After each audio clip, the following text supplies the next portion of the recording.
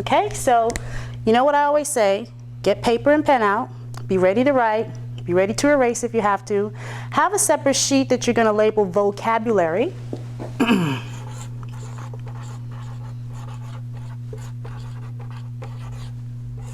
Okay, because as I go over certain terms and give you definitions, you want to be able to have all of your notes with vocabulary in a separate space.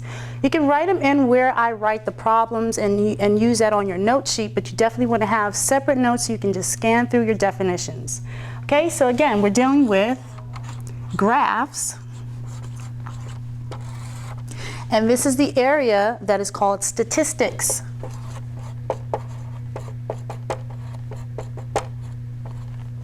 Statistics, dealing with graphs. Okay, so when we're dealing with statistics, we're reading information. We have data input, there's numbers, there's quantities, and they all come out to a result. So I want you to be able to read a graph and know what the lines are called and be able to look for the right information to determine what the graph is actually showing you. So on most graphs, you're going to have a line this way and one this way. It's called the axis. This vertical line is your y-axis, and this horizontal line is your x-axis. The axis is just where the two lines meet. So that's the definition of an axis, if you want to write that down, where two lines meet. Vertical is the y-axis, horizontal is the x-axis. All right, so what you're doing is interpreting numbers. And most of the time, a graph is going to have some input, some data input, and that's the information you're looking for. So I'm going to create an example for you of a graph, and I'm going to show you how to read it. All right, so let's say, and you know what, I'm going to erase just a second because I got to create some more space. I want to make this a little bit bigger, just so you can read and have room to write all the information that we're going to need. So remember, this down here is the x-axis. I'm going to put some numbers in here. So here we're starting at 0. And most graphs will not take time to go 1, 2, 3. I'm sorry, and hang on. There we go. We're not going in single numbers. We're going up by twos. So 2, 4, 6, 8, 10, and 12. All right, so far we just have some numbers over here. We know that we're measuring something. And then down across the bottom, I'm going to put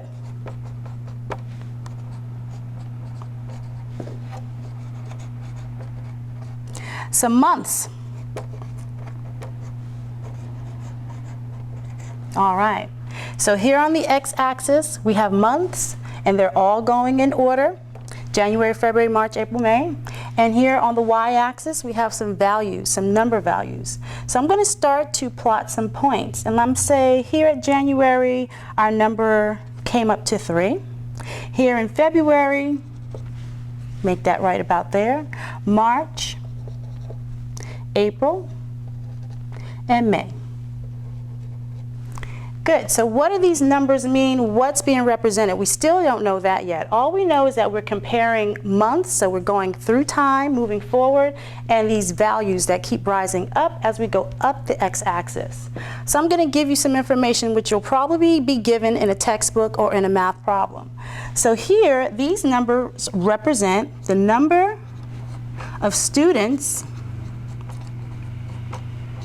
on honor roll. So the number of students on honor roll. And here now we have something to compare the two axes to. In January, how many number of students were in honor roll? So that's what our graph is showing. So here in January, our line comes up and crosses both axes. So here we read January. You always want to read this way. So look at your x-axis first. And then move and see where the plots are pointed on the x-axis and where they correspond to the number line that's on the y-axis. So here in January, we had a dot right here. That means we could just imagine we did skip one number. So that's another thing. You have to determine how many values are being skipped. I could have went 5, 10, 15, 20, 25, and we would know that there are 5 little spaces in between each. But here, We have 0 to 2, so this tells me that's 1. 2 to 4, this little line in between would be about a 3. 4 to 6, in between would be about a 5. And so you just kind of have to read and see what's going on. Figure out the interval at which they're giving you the numbers. So let's keep on plotting these points. Here in February, we go up to that dot, move across, and where do they meet? Right at about 7. So far in January we had 3 students on honor roll. In February we had 7. So keep on going, go up to March, find our dot, and boom, what do we get? 10 people in March. And I'm going to go all the way across.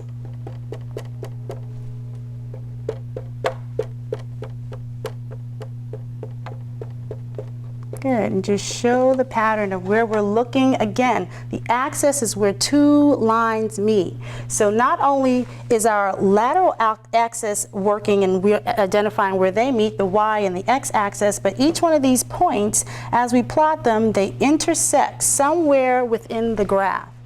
So as we look and determine to evaluate what this graph is showing us in the information here, we already know what numbers these represent and what they're representing. They're representing the number of honor roll students in a given set of time. So here we have January at 3, February at 7, March at 10, April also at 10, and May at 12. So what we want to do to read this graph is connect these dots. Now we have a visual idea of how the number of students are excelling. So we know whether there are more students who are coming onto honor roll as time goes by, or whether that line is dipping. So if it was going down, we would see that as time went by, there were fewer and fewer students on honor roll. But we see with our graph that as time went by, our students are starting to excel. So more people are catching on. Here we have 2 months, they were the same amount. No big deal, no progress right there. There was no incline or decline in the number line. So here we spiked up between April and May.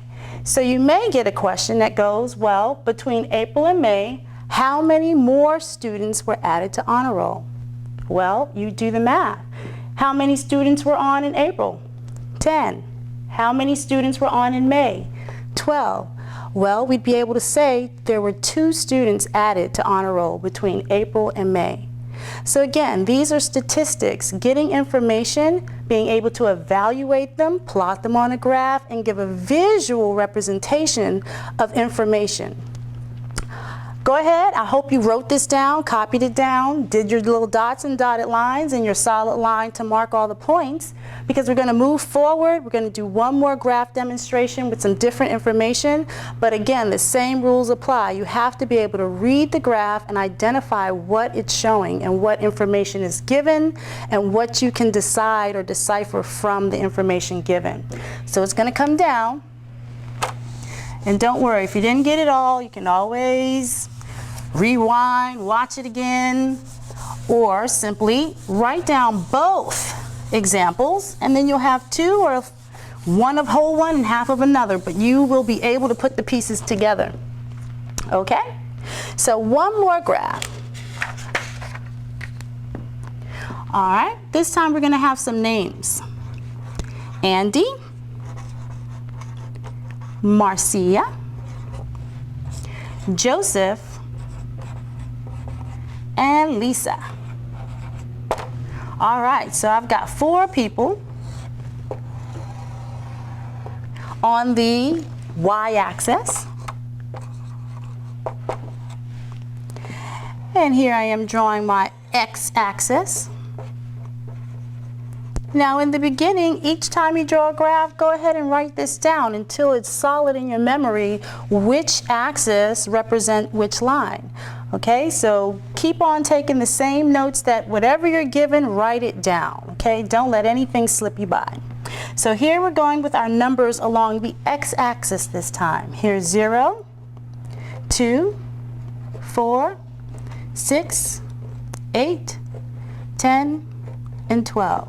Again, you have to evaluate what numbers and what intervals these numbers are plotted in.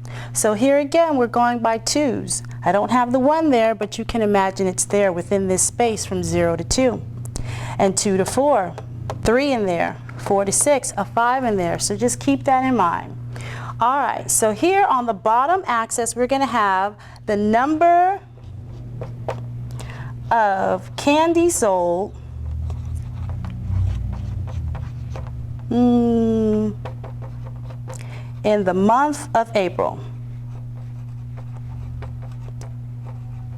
So say these students had a fundraiser going at their school, and a teacher wants to evaluate how many candies each student sold. Well, we can put that on a graph and give a visual representation of what that progress looks like and what all the information entails. So let's say we're going to start with Lisa, and let's say within the month of April, Lisa sold 4 candies. Joseph sold 5.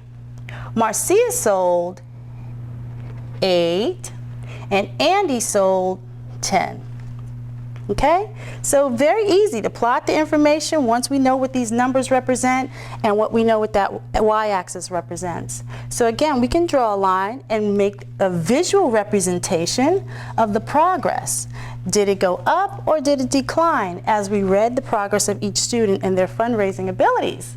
So again, the bottom line, the numbers represent the numbers of candies sold in the month of April, and these are our students. So here we can see Lisa sold 4, Joseph sold 5, Marcia sold 8, Andy sold 10. And again, I didn't do the dotted lines this time, but you can also do it to make sure you're in line with your number line. And you can again always bring it across and see where the points meet.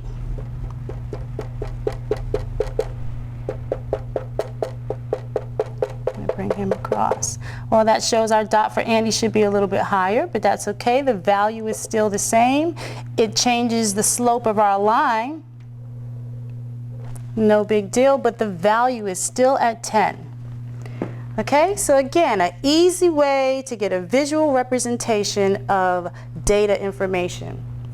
And this is so important because as we're moving forward, we're going to be doing a lot of evaluating. Based on what you see, what can we determine from that information? So here we are with graphing. Again, graphing is taking a plane, all this space, and plotting points based on information that's given, having a y-axis and an x-axis. So from now on, when you're looking at a graph, you need to determine what information is being shown and given, and what each axis represents, and that will lead you to answer any question that they have for you about a graph. We're going to move forward, so this is coming down. All right, so we've done graphing. Now we understand now how to read a graph and what those axes and the lines mean, and how to interpret information based on what the graph is showing. So we're going to move into the next lesson, which is adding, subtracting, multiplying and dividing positive and negative numbers. So this is something you're going to see when you start to get at about 6th, 7th grade elementary algebra. And we now discover there are more than just positive numbers. When we have a number line, we usually start at 0 and go all the way out into infinity. But now we have another side of that number line that we're dealing with. And these are called negative numbers. So any number to the left behind the 0 is called a negative number. And here we have a little minus sign beside each of these numbers to represent their negativity. So when we think about the negativity, we're thinking about it from a point of 0. So starting out at base level, neutral ground, we're either going forward and adding value, or we're moving behind the 0 and subtracting value. Okay, so here's where we get into deficit and debt. So let's say if you owed me $5, right, but you only had 3, well, you moving back and as the amount and value of what you owe me, so now instead of you owing me $5, you gave me 1, 2, and 3, now you only owe me 2. So you get to visually see how that works when you have a number line. So again, let's just really understand what's happening on the number line. Moving to the right, we have positive values adding to the number. Moving to the left, we're subtracting. Okay? So let's just give ourselves a little example. I'm going to use my black marker. Here I wrote the word goal because we should always know where we're going with this lesson. So here the main heading is positive and negative numbers, and our goal is to add and subtract the numbers, and then understand the rules of multiplying and dividing these numbers. Excuse my little boom. Okay, so our heading, positive and negative numbers, and the goal is to add, subtract, multiply, and divide them. Now there are rules, okay, so this is here and where you need to stick to the rules. Don't try to get creative. Don't try to make up things and do your own thing. You need to write these rules down. You need to follow them in order to come to the right answers. So when we're dealing with adding, we have a separate set of rules. Dealing with subtracting, we have a separate set of rules, and so forth. So each one is going to have its own category. I'm going to give it to you one at a time. So again, I just want to visually keep this number line up to show you adding and subtracting positive and negative numbers. All right, so let's say we're here at -6, and we want to add, let's say 3. So how would you see that in an expression? We'd say -6 plus 3. That's how you would see it written. Now here's what you need to know. Whenever there is no sign, we automatically assume and know that the number is positive. If it's a negative number, it will always have this little dash and little minus sign, reminding you that it's on the negative side of the number line. So what is our rule for adding? Get ready to write. Rule for adding.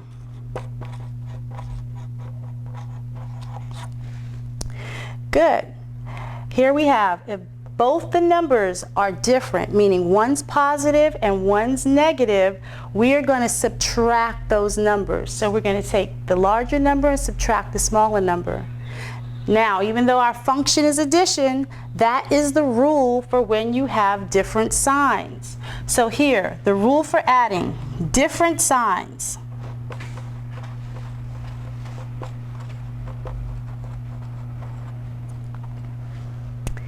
You subtract the numbers,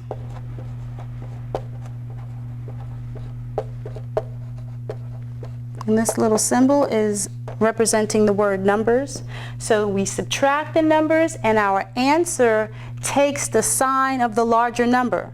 So forget whether it's negative or positive for a second. When we look at 6 and 3, 6 is the larger number, and 6 is carrying the negative sign. So our answer is going to have that negative sign in front of it. Now remember, that's just the rule when the signs are different and we're adding. Okay, so subtract the numbers, and the answer takes the sign of the larger number.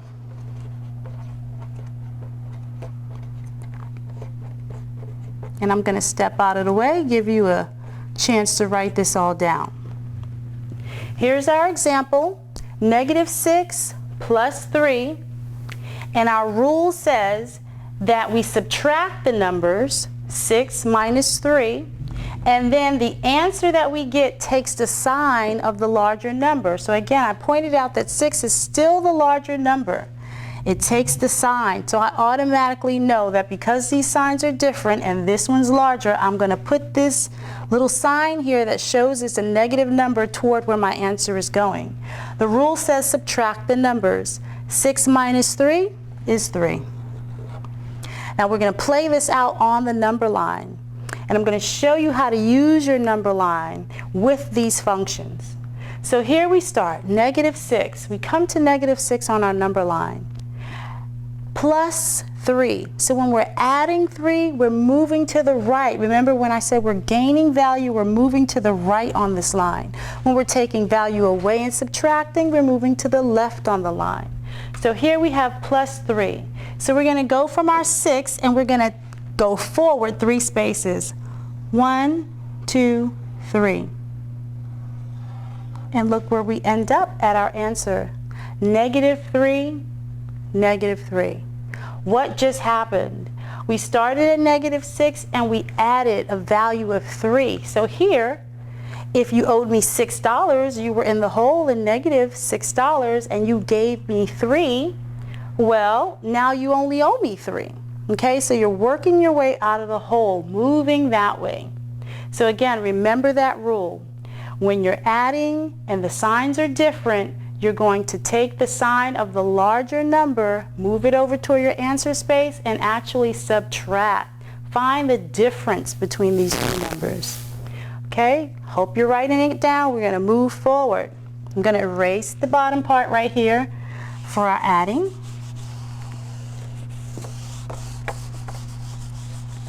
And I'm just going to erase this little section so we can use our number line again and do another example. And that was -3. All right, so let's go for one more problem. Let's say we were at -8. So there's the first portion of our math problem. -8 plus 10. Now again, we're still using the addition function. And what's our rule? The larger number takes the sign over. So here, which is the larger number? Forget the 8 being negative. Is 8 larger than 10 or 10 larger than 8? Our answer is 10. It's the larger number. So that means our answer is going to be positive. Now I put that little plus sign just to remind myself that I'm moving to the positive side of the number line. Okay, and even when you don't see a plus, we know that that number is still positive. So again, we take the difference between the two numbers. The difference means we're subtracting. 10 minus 8, or the greater number minus the greater number minus the smaller number. And our answer, the difference between these two numbers is 2, sorry. And here we are, positive 2. Now let's watch that happen on the number line. Here we are at -8, and we're going to go to the right 10 spaces. 1, 2, 3, 4, 5, 6, 7, 8, 9, 10. Can you see how that happens? So we're moving across the number line. We were in the hole 8, we added 10, and now we have 2 left over. Okay? Adding using positive and negative numbers. I hope you took good notes on this. It's going to come up, it is going to come around. So use these rules. You cannot get around the rules. Remember the rule, adding and subtracting negative and positive numbers. The answer takes the number or the sign to the largest number, and you find the difference between the two numbers. Okay, you got lots more to learn. I hope you had a great session this time. Again, this is Maria Betts, Math with Maria on Cast Down Imagination TV. Thanks for tuning in.